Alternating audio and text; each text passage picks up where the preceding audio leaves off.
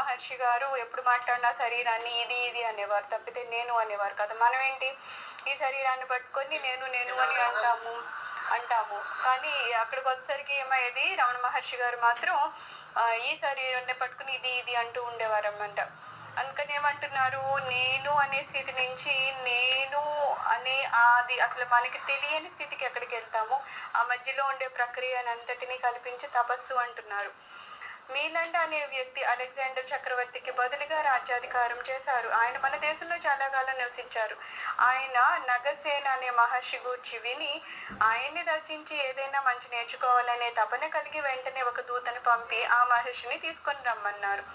మహర్షి ఆ దూతతో, రాజు పిలిచినాడు కనుక తప్పకుండా వస్తాను, కానీ నాగసేన అనబడే నేను లేను అని చెప్పారు.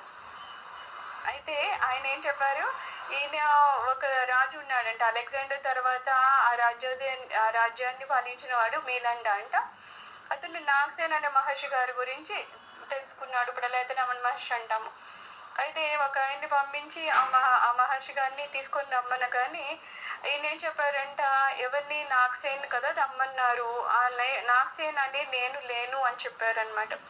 ఆ దూత తిరిగి వెళ్లి రాజుతో మహర్షి చెప్పిన విషయాన్ని విన్నవించారు. ఆ రాజుకి ఏం అర్థం కాలేదు. మహర్షి లేనే లేరా, అయినా ఆ మహర్షి ఇక్కడికి ఎలా వస్తారు?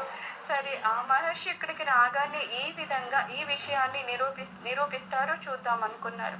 కాసేపటికి మహర్షి రాజభవనానికి రాగానే రాజు మర్యాద పూర్వకంగా ఆహ్వానించి కూర్చోబెట్టి ఈ విధంగా ప్రశ్నించారు.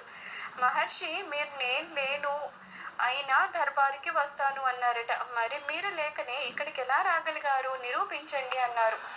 అప్పుడు మహర్షి గారు ఏమన్నారు, ఇప్పుడు కూడా నేను అదే సత్యం చెప్తున్నాను, నేను లేను కానీ వచ్చాను అని. రాజు మళ్ళా అడుగుతున్నారు, మహర్షి ఈ విషయాన్ని నిరూపించండి అని. అప్పుడు మహర్షి అన్నారు, సరేనని నవ్వి ఎద్దుల బండి తెప్పించమన్నారు. రాజు వెంటనే ఎద్దుల బండిని తెప్పించగా ఆ మహర్షి ఆ ఎద్దులను ప్రక్కకు తీయమని, ఈ ఎద్దుల బండి అంటారా అని రాజును ప్రశ్నించారు. కాదు అన్నారు. ఆ తర్వాత మహర్షి చక్రాలు తీయించి దీన్ని బండి అంటారా అన్నారు. రాజు కాదు అన్నాడు. ఈ విధంగా అన్ని భాగాలు తీసేస్తే అదే ప్రశ్న వేశాడు. చివరికి ఏది బండి కాదు అని, బండి మట్టుగా ఉంది, బండి లేకనే బండి వచ్చింది.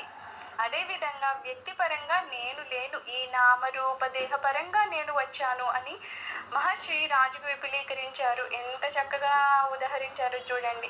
అంటే అన్ని కలిపి ఉన్న దాన్ని మనము ఎద్దుల బండి అన్నట్టు, ఎద్దులు, ఆ చక్రాలు, ఆ పైన ఆ చెక్కలు అవన్నీ కలిపి ఉంటే కదా దాన్ని ఎడ్లు బండి అనేస్తున్నాము. కానీ నిజంగా ఏ పార్ట్కి ఆ పార్ట్ తీసేసి బండి అని పర్టికులర్గా దేనికన్నా పేరు ఉందా? లేదు. ఎద్దుల్ని వేరు చేస్తే అది ఎద్దులు కదా, చెక్కలు వేరు చేస్తే చెక్కలు, కింద చక్రాలు వేరు చేస్తే చక్రాలు, అలాగా కొన్ని కలిపి మనకి ఎద్దు బండిగా అనిపించినట్లు, బండి అనిపించినట్టు, కానీ పర్టికులర్గా ఏ వస్తువుని మనం అందులో చూపించి ఇది బండి అని మనం చెప్పలేము.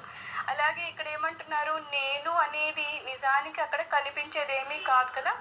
ఎక్కడైతే మనము ఈ శరీరాన్ని, మనకి ఒక రూపాన్ని, మనకు ఒక నామాన్ని, ఒక సింత పరిమాణము, ఇవన్నీ కలిపి మనల్ని ఏదో మనకు ఒక నామాన్ని చేర్చారు కాబట్టి నేను అనుకుంటే నా నామాన్ని బట్టి నేను గుర్తుపెట్టుకుంటున్నానే తప్పితే నిజంగా నేను అనేది అక్కడ ఏమీ లేదు అంటున్నారు. ఎందుకంటే ఎప్పుడైతే ఈ శరీరం పోతుందో మళ్ళా దాన్ని పర్టికులర్గా ఈ నేను అని అక్కడ చెప్పలేం కదా. అలా మన శరీరంలో కూడా ఫస్ట్ ఏం చెప్తారు, శరీరం నువ్వా అంటారు. నిజంగా చెప్తే కాదు, ఎందుకంటే ఈ శరీరమే నేనైతే ఏమవ్వాలి, ప్రాణం లేనప్పుడు కూడా ఈ శరీరం చలిస్తూ ఉండాలి, కానీ లేదే కాబట్టి అది నేను కాదు. ఆ తర్వాత జ్ఞానేంద్రియాలు నేనా కాదు, ఎందుకంటే జ్ఞానేంద్రియాలు పనిచేసినా మనసు దానికి కనెక్ట్ అవ్వకపోతే జ్ఞానేంద్రియాలు పనిచేసిన లెక్క రాదు. మళ్ళీ ఏమంటారు, సరే అయితే మనసు నేనా కాదు, ఎందుకంటే మనసు ఏదన్నా తీసుకున్నా ఆ ప్రతిదాన్ని లోపలికి ఉంచుకోవాలని లేదు, అక్కడ మళ్ళీ బుద్ధి పనిచేస్తుంది. మనసు చూసింది, మనం చూసిన ప్రతిదాన్ని అక్కడైతే గమనించేస్తాం, కానీ మళ్ళీ ఇంటికి వచ్చాక నువ్వు చూసినవి గమనించినవి చెప్పు అంటే వెంటనే చెప్పలేము, ఎందుకంటే మనసు పట్టుకున్న ప్రతిదాన్ని బుద్ధి పట్టుకోదు. అక్కడ మళ్ళా అది ఫిల్టర్ చేసేస్తుంది. బుద్ధి ఏం చేస్తుంది, దానికి ఏది కావాలో, దానికి ఏది ఇష్టమో, దాన్ని ఏం తీసుకోవాలనుకుంటో అంత మాత్రమే అది తీసుకుంటుంది. సో ఇక్కడ ఏమంది, సరే మనసు కాదంటున్నావు, మరి బుద్ధి నువ్వా? బుద్ధి కూడా నేను కాదంటారు. ఎందుకు? ఇప్పుడు బుద్ధి ఆ క్షణంలో మనకి కావాలని కొన్ని తీసుకున్నాము.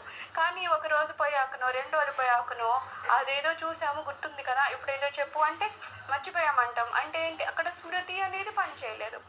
అక్కడ స్మృతి పనిచేయలేదు. స్మృతి పనిచేయకపోతే బుద్ధి కూడా నేను కాదని అలాగా స్మృతి దగ్గరికి వెళ్ళి స్మృతి నువ్వు నేనా అంటే అది కూడా కాదు అని చెప్తుంది. ఎందుకంటే కేవలము అవేవో గుర్తుపెట్టుకున్న సమయంలో అది మాత్రం మనం పనిచేస్తున్నామా? లేదు కదా. పడుకున్నప్పుడు కూడా మనము కళల రూపంలో ఒకటి ఉంది కదా, అక్కడ ఏం పనిచేస్తున్నాయి? ఇక్కడ ఈ స్మృతి పనిచేయట్లేదు. మనం ఏది గుర్తు పెట్టుకున్నామో దాన్ని అక్కడ పని చేయట్లేదు. అది ఎప్పుడో కొన్ని వాసనలు పట్టుకొని ముందు వెనక ఏవో చూసినవి అదేదో ఆలోచించి మనసు ఏదో ఒక ప్రపంచాన్ని సృష్టించి అందులో మనల్ని తీసుకెళ్తుంది. అక్కడ ఇంకోటి ఏదో సూక్ష్మమైన శరీరం పనిచేస్తుంది.